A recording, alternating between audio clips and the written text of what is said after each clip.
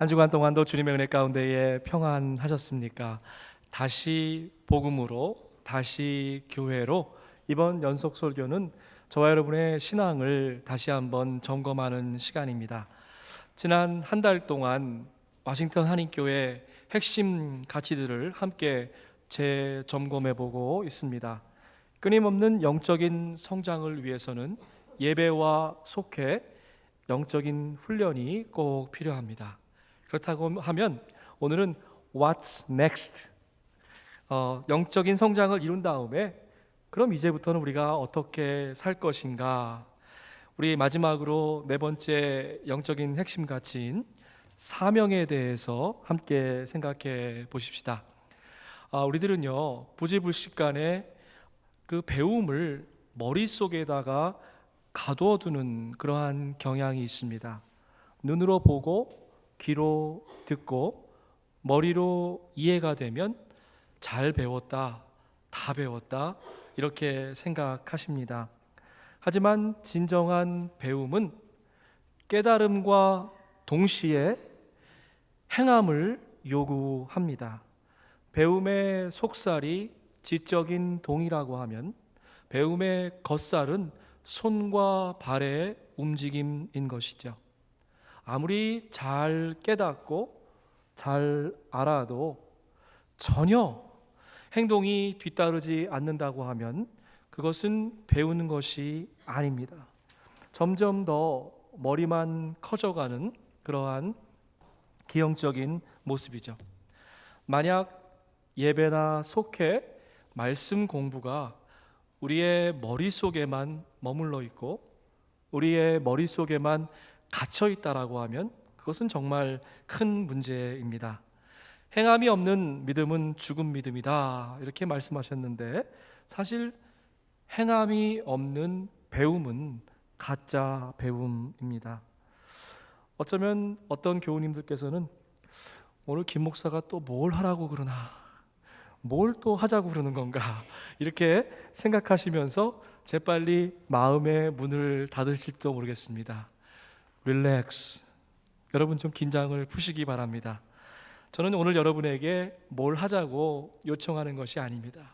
다만 여러분들이 한 주간 동안 어떤 고민을 가지고 교회에 나오셨을까 그런 생각을 하면서 여러분과 똑같은 그 눈높이에서 허심탄회하게 함께 생각해 보았으면 좋겠습니다.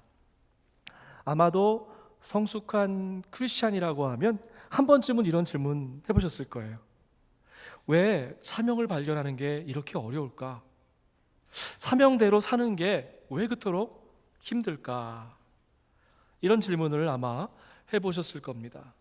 사람들은 고독이 죽음에 이르는 병이다 이렇게 얘기합니다. 그런데 사실 진짜 죽음에 이르는 병은 자기 자신의 사명이 뭔지도 깨닫지 못하고 그냥 하루하루를 덧없이 의미 없이 정신없이 바쁘게 살아가는 것입니다. 겉보기에는 아무 문제도 없어 보입니다. 일정 정도 사회적인 성취를 이루셨습니다. 그런데 우리는 아무런 의미 없이 그렇게 세상에 덩그러니 던져진 존재가 아닙니다. 하나님께서 만들어주신 최고의 걸작품들이 오늘 3부 예배에 나오셨습니다.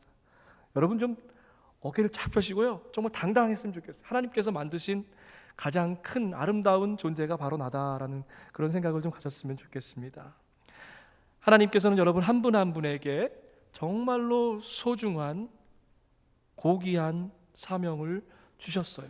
그리고 그것을 갖고 이 땅에 태어나셨습니다. 어떤 분은요, 일찌감치 사명을 발견하고 그 사명대로 사명을 쫓아서 살아갑니다.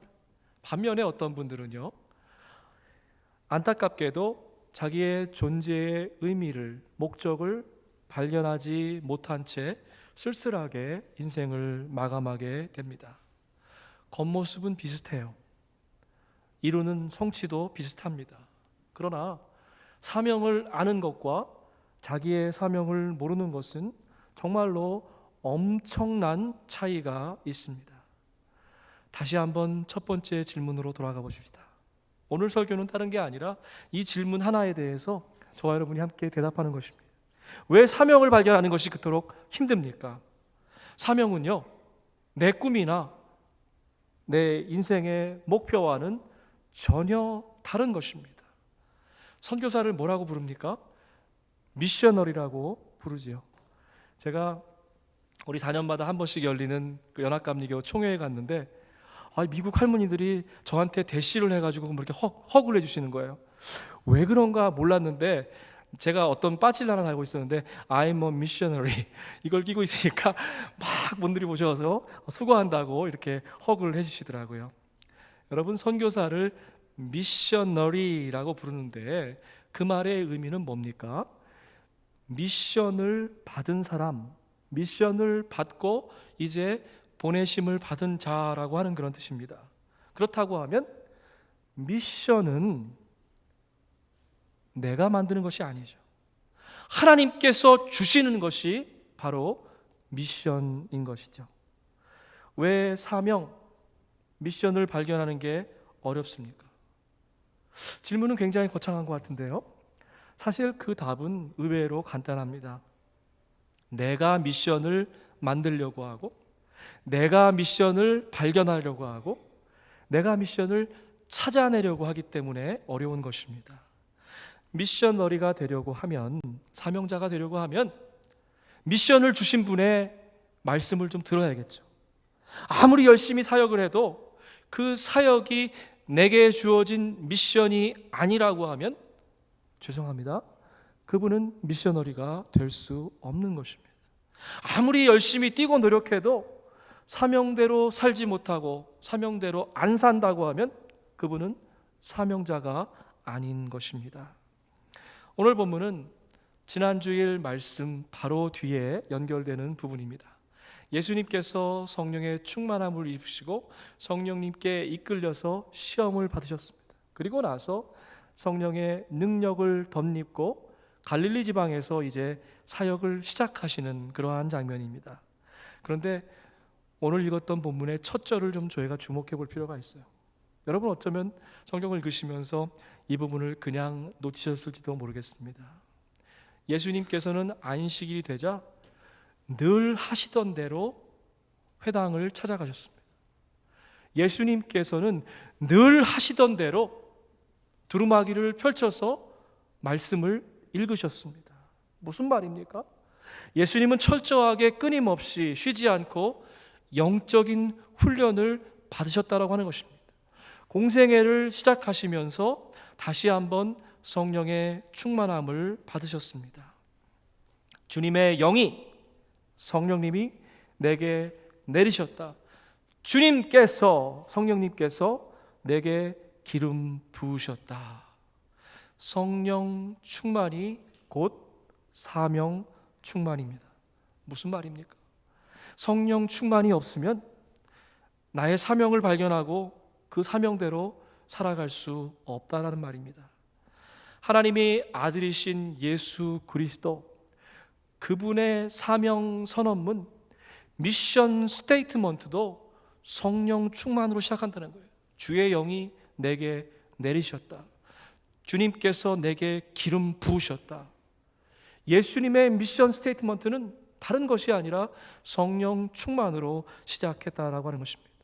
내 뜻과 내 의지, 내 계획과 내 시간표가 아니라 철저하게 성령님께 나의 삶 전부를 맡겨드리는 것입니다. 성령 충만할 때에 비로소 삶의 분명한 의미와 목적을 깨닫게 됩니다. 그런데요, 사명은 때때로 새로운 것이 아닐 수도 있습니다. 이미 내게 주신 것을 재발견하고 재확인하는 일일 수도 있습니다. 우리 주님도 마찬가지예요. 이사야 선지자에게 주었던 예언의 말씀을 다시 한번 선포하셨습니다. 영어 성경을 보면은 예수님의 그 미션 스테이트먼트가 정말 클리어하게 드러납니다.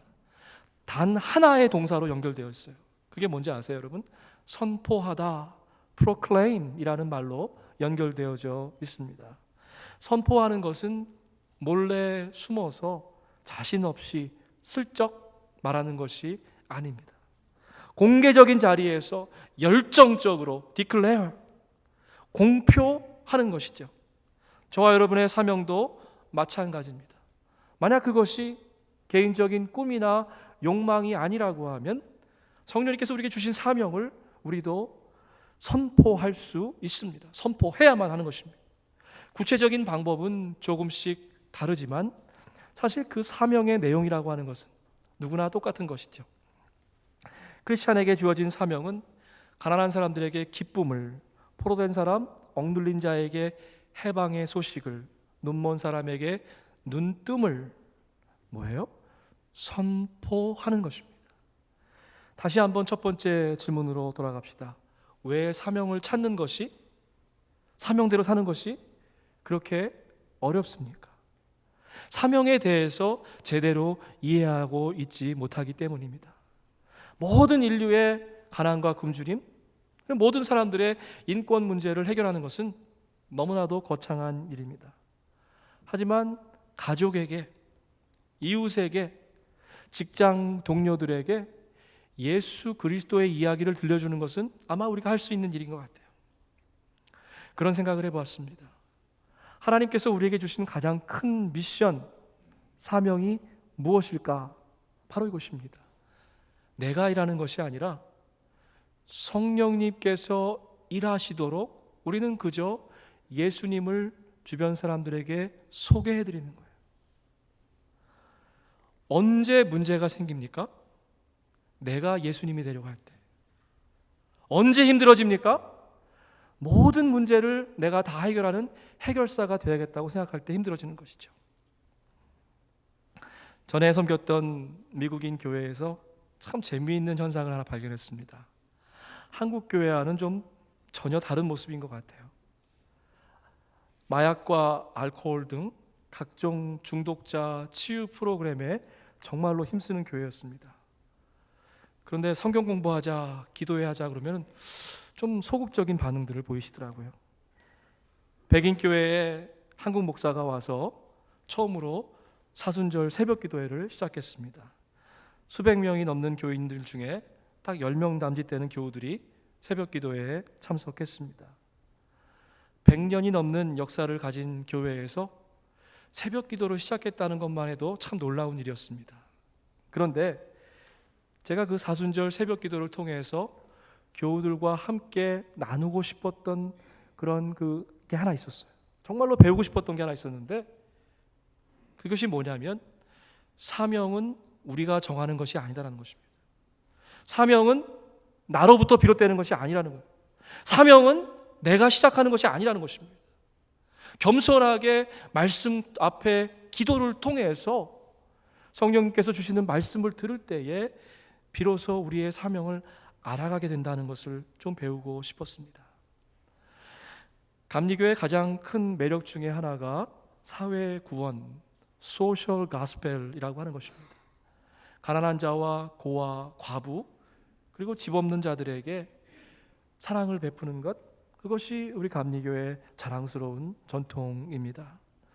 이러한 사회 구원, 소셜 가스펠이 저의 신학을 형성하는 데 있어서 큰 도전과 영향을 주었습니다. 그런데 한 가지 잊어버리면 안 되는 사실이 있어요. 그게 뭐냐면 웨슬리 목사님께서는 사회적인 구원과 동시에 함께 개인의 경건 훈련을 강조하셨다는 것입니다. 여러분, 우리가 감리교인들 메소디스트라고 불리는데 그게 어디서 나온 말씀인지 아세요? 매일매일 하루도 빠지지 않고 정해진 시간에 기도해요. 매일매일 하루도 쉬지 않고 꼭 정해진 시간에 말씀을 묵상합니다. 정해진 시간에 예배를 드립니다. 그래서요, 주변 사람들이 시간을 철저하게 지키는 규칙쟁이, 깍쟁이, 그렇게 놀려대는 말이 바로 감리교인이다, 그런 말이에요. 여러분, 자랑스럽지 않습니까? 우리 안에 그런 전통이 있는 것이에요. 하루도 쉬지 않고 정해진 시간에 말씀을 읽고 하루도 거르지 않고 정해진 시간에 기도하는 자들이라는 말이 바로 감리교인이라 그런 말입니다. 그런데요, 요즘 사탄은 참 교묘한 전략으로 우리들을 유혹하는 것 같아요. 믿음을 개인적인 차원에서 떼어내서 사회적인 차원에만 국한시키고 있는 것입니다. 미국인 교회를 섬겼던 동료 목회자가 저에게 이런 이야기를 한 적이 있습니다. 처음 교회에 부임했는데 전화통이 불이 난 거예요. 교인들한테 불평불만의 전화를 계속 받습니다. 근데 그 내용이 딱 한 가지예요. 목사님 설교가 너무 예수 중심적입니다. 여러분, 참 놀랄 일 아닙니까? 기가 막힌 일 아니에요? 목사가 예수님 이야기 빼놓고 강단에서 무슨 이야기를 할 수 있겠습니까? 마귀는 자꾸만 우리 귀에 대고 속삭이죠. 유혹합니다. 너무 정신줄 놓지 말고 보혈이니 십자가니 하면서 원색적으로 신앙생활 하지 마라. 좀 점잖게 편안하게 신앙생활 하면서 그저 불쌍한 사람들 적당히 도우면 된다. 소외된 이웃을 생각하면서 사회 구원에 참여하는 것 참 기쁘고 감사한 일입니다. 근데 여러분, 이보다 앞서서 우리가 먼저 해야 될 일이 있습니다. 십자가 앞에서 내 자신이 철저하게 부서지고 깨어지고, 그래서 내게 부어주시는 놀라운 벅찬 감동으로, 감격으로 하루하루를 살아가는 것, 개인의 경건의 훈련이 참으로 중요한 것이죠. 아무리 구제와 선교로 일생을 마쳐도 그리스도의 생명이 내 안에 없다라고 하면 그 사람은 예수와 아무런 상관도 없는 사람이 되는 것입니다. 어떤 분은 머리로 공감해서, 또 어떤 분은 가슴으로 느껴서 그리스도의 사랑을 실천합니다. 여러분, 제가 꼭 부탁드리고 싶은 게 있어요. 감리교 전통 중에 아름다운 것 중에 하나가 뭐냐면 다양성을 인정하는 것입니다. 절대로 이분은 지성적이다, 머리만 깨 있다, 이 말이에요. 저분은 감성적이다, 뜨겁긴 한데 머리가 없다, 이 말이죠. 평가하거나 정죄하지 마십시오. 어떤 분은 말씀을 묵상하면서, 어떤 분은 깊은 영적인 교제를 통해서 주님과 만납니다. 근데 문제는요, 지성과 감성만을 가지고서는 내게 주신 사명을 알 수가 없다라고 하는 것입니다. 반드시 그 다음 단계로 나가야 되는데 그것이 바로 영성의 세계예요. 이어령 선생이 쓴 지성에서 영성으로 라는 책을 큰 감동으로 읽었습니다. 아마 여러분도 많이 읽어보셨을 거예요. 한국을 대표하는 그 지성이 주님 만나니까, 영성 앞에 서게 되니까 자기가 갖고 있던 모든 방어벽을 무장해제하는 것입니다. 평생 다른 사람이 밥을 지어줬는데 교토에 가서 자기가 스스로 이제 밥을 짓기를 시작합니다. 그 대목을 읽었는데 참 그 마음에 와닿더라고요. 무거운 쌀포대를 하나 들고 오면서 인생의 무게를 느꼈다는 거예요. 그리고 나서 밥을 다 먹고 설거지를 하면서 이제 내가 인생의 설거지를 할 시간이구나 하는 그런 깨달음이 있었다고 합니다. 평생 산문만 쓰던 사람이 처음으로 기도시를 썼습니다. 그 내용은 이렇습니다. 당신을 부르기 전에는 아무 소리도 들리지 않았습니다. 당신을 부르기 전에는 아무 모습도 보이지 않았습니다. 당신을 부르면, 그 다음 대목이 참 감동스러워요. 주님 앞에 나가니까 내가 그동안 거기 있었구나, 이렇게 말씀하셨다는 거예요. 여태까지 무엇을 하다 거기 있었느냐, 이렇게 핀잔하지 않으셨다는 거예요. 그죠? 주님의 손을 붙잡고 이제 몇 방울의 눈물을 뿌리는 그러한 기도를 하는 아름다운 모습입니다. 주님의 이름을 부르기 전에는, 주님께서 나의 이름을 불러주시기 전에는 저와 여러분은 절대로 내게 주신 사명을 깨달을 수 없다라고 하는 것입니다. 주님 앞에 나가기만 하면 그분께서 다정한 목소리로 우리의 사명을 깨우쳐 주신다는 것이죠. 테레사 수녀가 말합니다. 사람들은 우리를 자선 사업가라고 말합니다. 그러나 우리는 봉사를 하는 것이 아니라 그리스도를 섬기는 것입니다. 저는 하루 24시간 내내 주님을 섬깁니다. 여러분, 이게 무슨 뜻이에요? 겉모습만 보면 사회사업, 자선사업이지만 실제로는 주님의 부르심에 그 사명을 따라서 살아가는 사람입니다.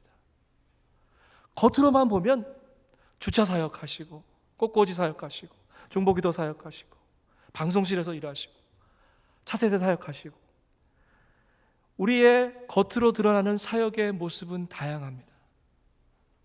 그런데 그 사역이 하나님께서 우리를 부르셨구나, 그래서 내가 벅찬 감동으로 그분께 순종하면서 나간다라고 하면 그것은 사명이 이끄는 삶이 됩니다. 그러나 그게 아니라 그냥 그동안 쭉 해왔으니까 루틴대로 아무런 감동 없이 한다고 하면 그것은 사명을 쫓는 삶이 아니라 일을 쫓아가는 삶이 된다라고 하는 것이죠. 사랑하는 교회 여러분, 매 순간 성령님께서 주시는 세미한 감동의 모든 촉각을 곤두세우는 사람, 이런 사람이 바로 영적인 사람, 신령한 사람입니다. 이런 분이 바로 자기의 사명을 발견하고 그 사명대로 살아가는 사람이죠. 또다시 첫 번째 질문 돌아갑니다. 왜 사명을 깨닫는다는 것이 그렇게 힘듭니까? 좀 다른 각도에서 설명해 드릴게요. 어거스틴이 그런 얘기했습니다. 우리 인생이 마치 고장난 저울과도 같대요. 우리 영혼 가운데에 하나님께서 저울을 주셨는데 죄를 짓고 나서 하나님의 형상을 잃어버린다고 나서 그 다음부터 그 저울이 완전히 망가진 거예요. 그래서 추가 한쪽으로 축 처졌습니다. 반대편에 아무리 무거운 것, 아무리 값비싼 것, 고귀한 것 올려놔도 눈바늘이 조금 더 움직이지 않는 거예요. 하나님께서 우리에게 놀라운 은혜로, 사랑으로, 감동으로 부어주셔도 우리의 저울이 망가져서 축 처져 있다고 하면 그것을 느끼고 감격하고 감사할 수 없는 인생이 된다라고 하는 것이죠. 은혜를 은혜로 깨닫지 못하고 감사할 일도 그냥 지나쳐 버립니다. 사명을 깨닫는다는 것이 무엇입니까? 그것은 바로 영적인 튜닝을 하는 것입니다. 때로 그런 기도를 드릴 때가 있습니다. 열심히 사역하고 열심히 교우들을 신방하고 주어진 일들을 감당하다가 주님 앞에 무릎 꿇고 기도할 때가 있어요. 하나님, 선교지가 저기 남미에 아프리카의 먼 곳이 아니라 복음이 필요한 것이 선교지입니다. 하나님, 제가 지금 하나님의 복음을 듣고 있습니까? 하나님, 제가 지금 하나님께서 요구하시는 사명대로 사역하고 있습니까? 그리고 나서 기도드리는 게 이런 기도예요. 하나님, 제 심정에 복음이 필요합니다. 바쁜 사역이 아니라 하나님께서 말씀하시는 사명대로 살을 수 있는 영적인 민감한 귀를 저에게 허락하여 주시옵소서. 복음 선포의 사명을 감당하기 위해서는 내가 먼저 복된 소식을 들어야만 하는 것이죠. 어쩌면 복음을 선포해야 되는 것은 선교지가 아니라 저와 여러분의 마음이 아닙니까? 다시 복음을 들어야 될 사람들은 주변에 있는 사람들이 아니라 영적으로 가난한 이 마음, 억눌린 마음, 눈먼 나 자신이 아닙니까? 성경은 가난에 대해서 얘기하면서 두 가지를 이야기합니다. 물질적인 가난과 영적인 가난을 이야기하죠. 그런데 우리는 늘 우리의 필요와 그 궁핍만 생각하면서 물질적인 가난에 대해서만 민감합니다. 그런데 영적인 가난에 대해서는 좀 생각을 덜 하시는 것 같아요. 예수님께서 산 위에 올라가셔서 복음을 전하시면서 첫 번째 말씀하신 첫 번째 센텐스가 이겁니다. 마음이 가난한 사람들은 복이 있다. 하늘나라가 그들의 것이다. 사랑하는 여러분, 마음의 가난을 사모하십시다. 그 마음 어떤 마음입니까? 우리에게 부족한 것이 많이 있을지 몰라요. 건강에 빨간불이 들어왔습니다. 관계에 어려움이 있습니다. 그리할지라도 하나님 한 분만이 나의 인생에 있다고 하면 우리는 만족할 수 있는 삶, 남들이 보기에 부럽고 모든 것이 다 갖추어졌지만 하나님이 없다고 하면 아무것도 없는 삶, 그것이 바로 영적으로 가난한 그러한 삶이죠. 혹시 아직도 우리를 눈멀게 하고 보이지 않는 감옥에 가두는 그런 것들이 있습니까? 진정한 해방은 일시적인 눈가림이 아니라 죄의 문제로부터 해방되는 것입니다. 그리고 내 인생의 주도권을 성령님께 맡겨드리는 것입니다. 그동안 내 인생의 주인이 김아무개, 이아무개, 박아무개, 그래서 내가 굳게 붙들고 있는 그 리모컨에도 내 이름을 써놓고 인생의 환난과 어려움이 다가올 때마다 이리로 저리로 채널도 바꿔가면서 내 경험과 방법대로 해결해 보려고 노력하지 않으셨습니까? 때로는 내 손에 잠시 들고 있다가 성령님께 맡겼다가 다시 뺏어오기도 하고, 우리 인생의 리모컨을 이제 성령님께 내어 맡기십시다. 주님께서 오실 때에 우리 워싱턴 한인교회가 선교적인 교회, 선교사적인 삶을 사는 교회가 아니라고 하면 우리는 행방불명된 교회가 될 것입니다. The church which is not a missionary church, 여러분 주목해서 보세요. will be a missing church when Jesus comes. 우리도 선교사적인 삶을 살지 못한다라고 하면 천국문 앞에서 당황하고 잃어버린 영혼이 될 수도 있다라고 하는 것입니다. 복음서는 이 사건을 잘 기록하고 있어요. 나더러 주여 주여 하는 자마다 아버지의 집에 들어올 것이 아니다 말씀하십니다. 오프라 윈프리는 그 순탄한 삶과는 아주 거리가 먼 정말로 숨가쁜 인생을 살았던 사람입니다. 사생아였어요. 9살 때에 사촌에게 성폭행을 당했습니다. 14살 때에 미혼모가 되었습니다. 그리고 자기 아이가 태어났는데 2주 만에 죽게 돼요. 그리고 나서 평생을 그 충격 가운데에 마약 중독자로 살았습니다. 그런 오프라의 인생을 바꾼 것은 매일 거르지 않고 썼던 그녀의 감사 일기였습니다. 아주 사소한 것도 놓치지 않고 하루하루를 감사의 삶으로 이어갔습니다. 그 내용은 이런 것입니다. 여러분 이런 기도 드리셨습니까? 하나님, 오늘 아침에 거뜬하게 잠자리에서 일어나게 하신 것 감사합니다. 여러분 이게 얼마나 감사한지 몰라요? 하루를 주시고 하루를 더 살아갈 수 있는 새날을 주신 것 얼마나 감사합니까? 하나님, 푸른 하늘 주셔서 감사합니다. 하나님, 오늘 점심에 맛있는 스파게티 먹었어요. 감사합니다. 오늘 오후에 좋은 책 읽었는데 그 책 주신 것 감사합니다. 감사가 뭘까요? 여러분 왜 사명을 발견하지 못합니까? 감사하지 못하기 때문에 혹시 사명을 바라보지 못하는 것 아닙니까? 저는 그런 생각을 해봅니다. 감사는 우리의 사명을 찾아가게 만드는 우리 인생의 나침판이다. 그녀의 자서전 이것은 사명이다 라고 하는 그 책에 사명이 뭔가에 대해서 4가지로 요약하고 있습니다. 첫 번째로 남들보다 더 많이 가진 것이 있다라고 하면, 여러분 그게 지식일 수가 있습니다. 물질일 수가 있어요. 나에게만 주신 귀한 달란트지도 몰라요. 남들보다 내게 더 주신 것이 있다고 하면 그것은 축복이 아니라 사명이다.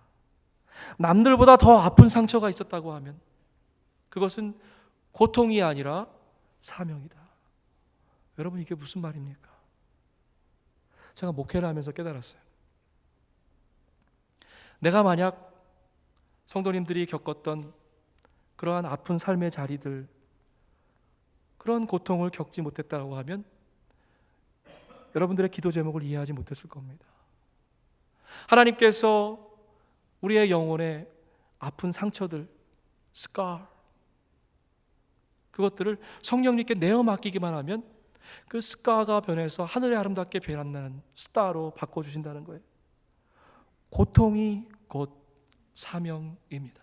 왜냐하면 누군가 내가 당했던 그 고통의 자리를 바라보면서 그분들을 부둥켜 안고 함께 기도하고 함께 울 수 있는 귀한 마음을 허락하여 주신 것, 그것은 고통이 아니라 사명이 되는 것입니다.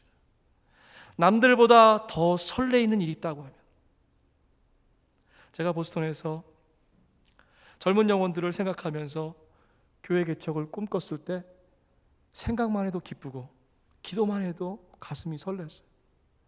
근데 주변에서 한 분도 그렇게 해라고 지원해 주는 분이 없었습니다.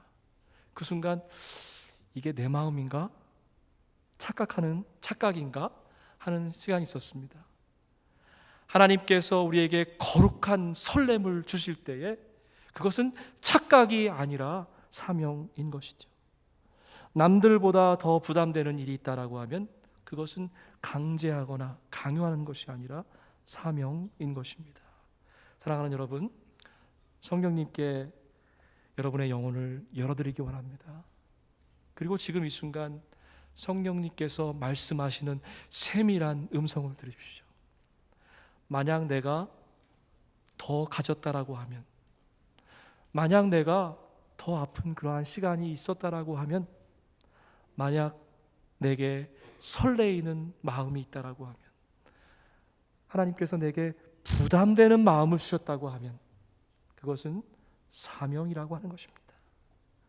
이제 가난한 마음으로 영혼의 감옥에서 해방되셨다라고 하면 저와 함께 힘차게 복음을 선포하십시다.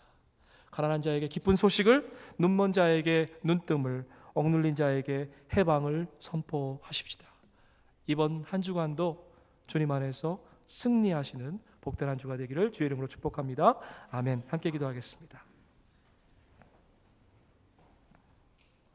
하나님 감사합니다. 성령님, 우리 영혼 가운데에 지금 말씀하여 주시니 감사합니다. 하나님께서 말씀하시는 그 음성을 청종하며 살아가는 저희들 되게 하여 주옵소서. 우리 마음 가운데에 거룩한 설렘을, 거룩한 부담을, 거룩한 고통을 느낄 수 있는 저희들 되게 하시고, 주님께서 말씀하실 때에 주님, 제가 여기 있습니다, 저를 들어 사용하여 주시옵소서, 결단하는 귀한 시간 되도록 인도하여 주시옵소서. 감사하고 예수님의 이름으로 기도합나이다. 아멘.